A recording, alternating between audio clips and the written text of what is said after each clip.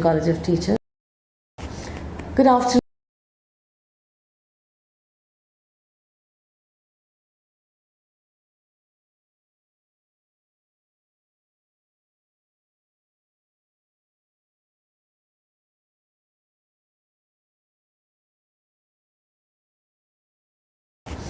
Good afternoon, everyone.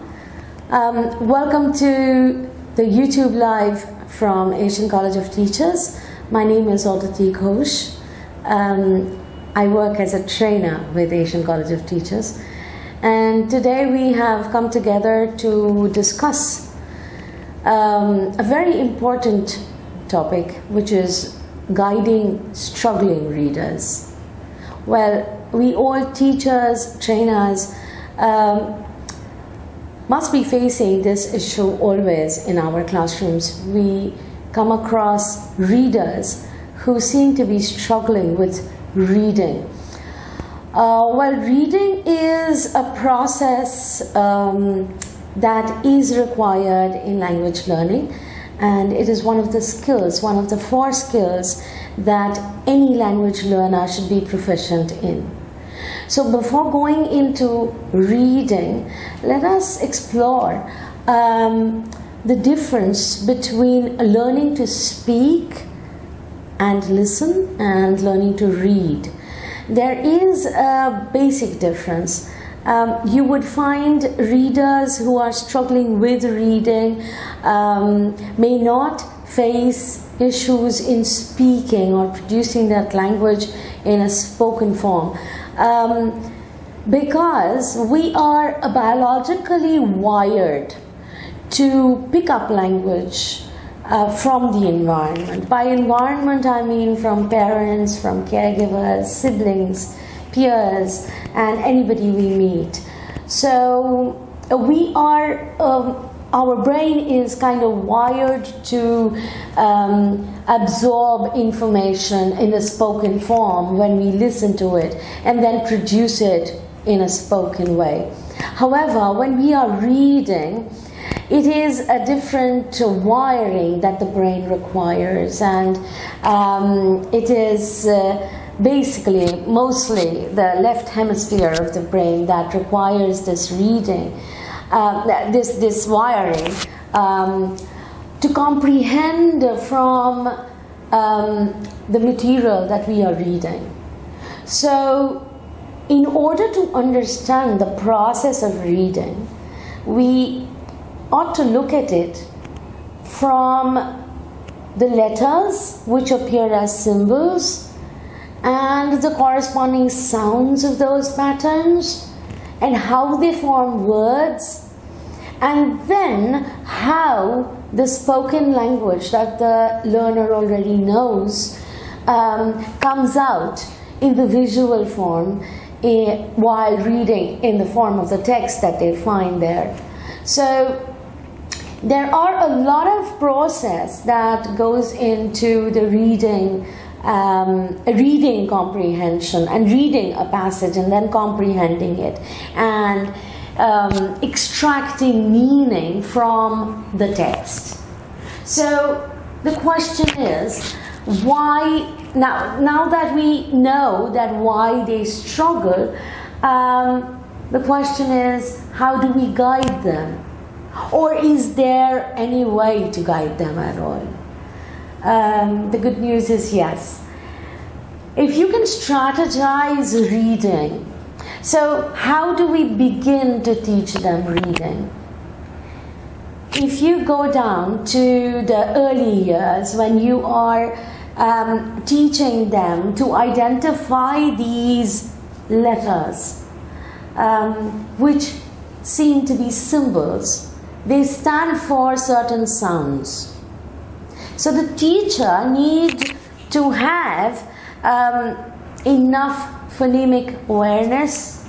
They need to know a lot about the sound that that particular symbol refers to or stands for.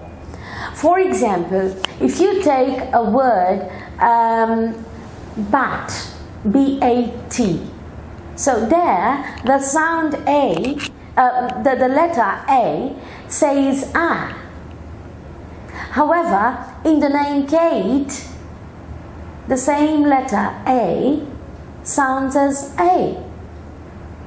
Isn't it obvious that your struggling readers would get confused and then start thinking where they went wrong, and then feel frustrated about the fact that they cannot extract the correct sound from the words that they are reading?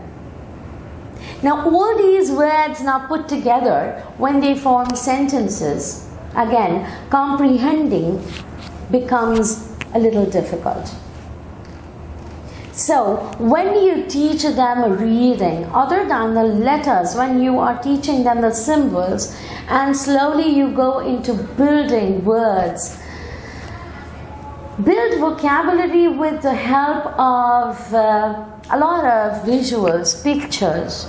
So what you can do is, say for example, you are teaching the word light, which is L-I-G-H-T. It is spelled like light.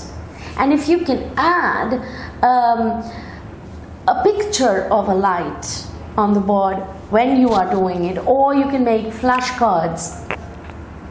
So what happens to these readers is not only the picture becomes a memory, the word in itself remains in their memory in the form of a picture. So whenever they think of a light, they have that spelling in them, in their memory, embedded in them. So vocabulary building has to have a strategy that has to be consistent in nature. How you begin with is teaching them simple words, daily objects that they use, or things that they do. Say you teach them an action like walk and an action like run, and if you can aid those with some visuals, pictures. So yes, pictorial representation of every word, every vocabulary that you think to teach would aid their learning, and that is what we are aiming at, right? Effective learning. And now, once they have these vocabulary building, does this happen in an isolation? The moment you isolate learning of vocabulary, it would become all the more difficult for them. Because why would they remember the word light? Why would they remember the word run? And in what context do they use it? So they are more confused. Instead, if you can set a context, start building it. So you need to strategize your reading lessons in a more constructive way. If you have a constructive classrooms, I am sure all of us sitting here today and discussing this are 21st century teachers, trainers, facilitators. We have a constructive way of looking at our classrooms and the learning process of our learners, right? So why not contextualize their reading method as well? So how do we do that?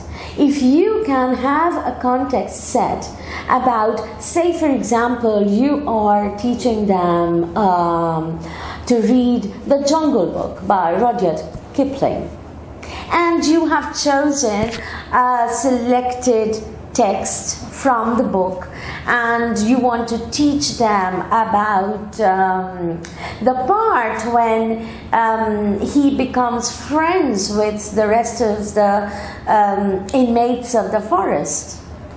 You can begin with pictures of different animals, and you can begin with, you can show them a typical boy that they might find in the urban setting, they themselves, and then show Mowgli.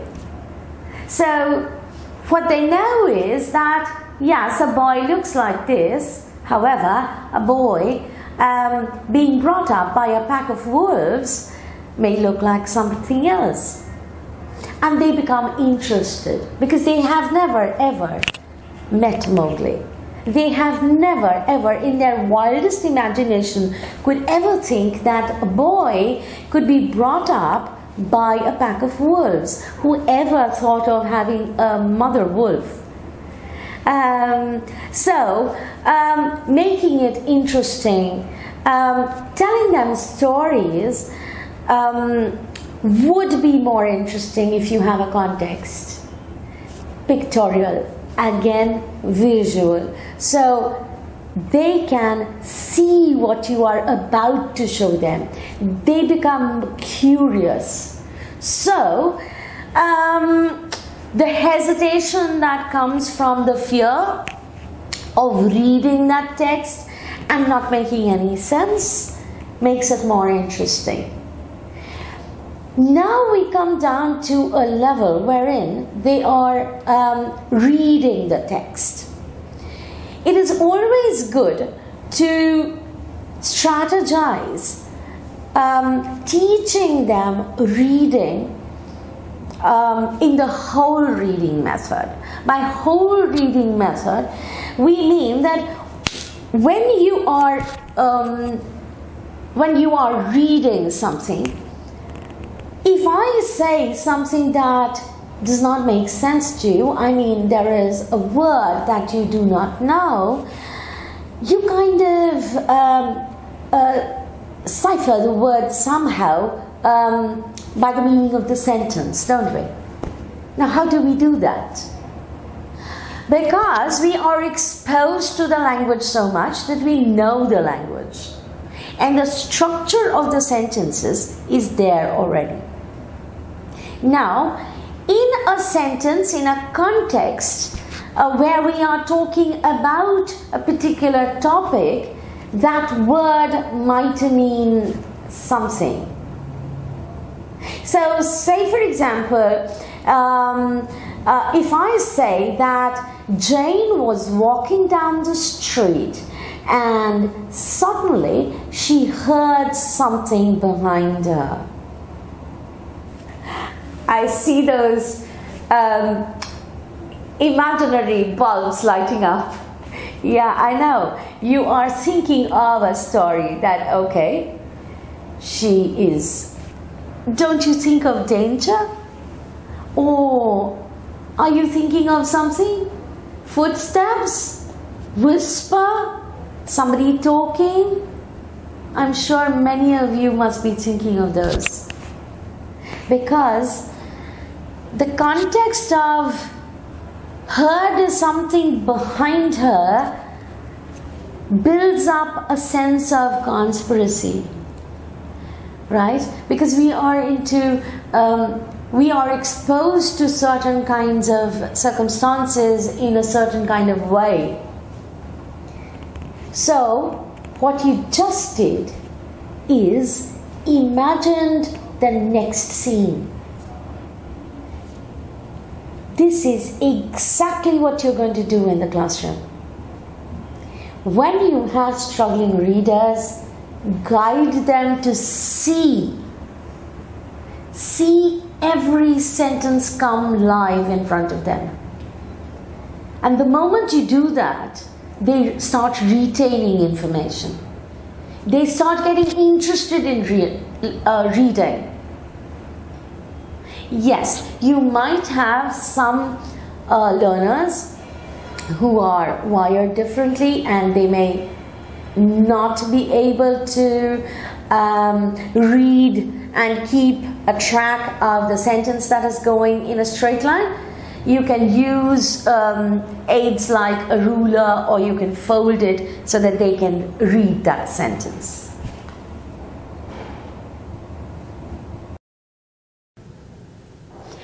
So, the moment you teach them how to conquer those words in the form of imagination and imagining every picture and the sequence of events, they have conquered the areas that create all the struggle in their mind when they start reading. So you need to help them strategize their thinking process. If you have more questions about guiding and how to guide them, the learners who are struggling with reading, you can always type out your questions in the comment box, and we would we try to explore the strategies that we may use in the classroom to help and guide our learners who are struggling with reading. However, if you have any further questions, and if you have anything more to know, you can always write out your questions in the comment box, and we would try to resolve those and answer those questions. We would love to do that. Thank you for being with us today, and thank you for being with us today, and keep teaching and touching lives.